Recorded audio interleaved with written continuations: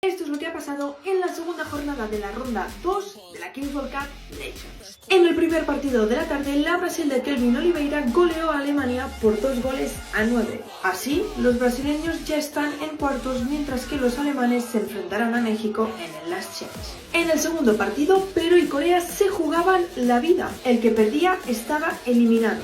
Así que Perú se puso el mono de trabajo y sacó el partido adelante con un 4-3 a favor. Los peruanos pelearán con Uzbekistán en el Last Chance para poder estar en cuartos.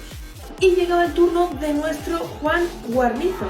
Del Turquía-Colombia saldría el rival de España en el Last Chance. En cambio, el ganador del partido se iría directamente a cuartos de final.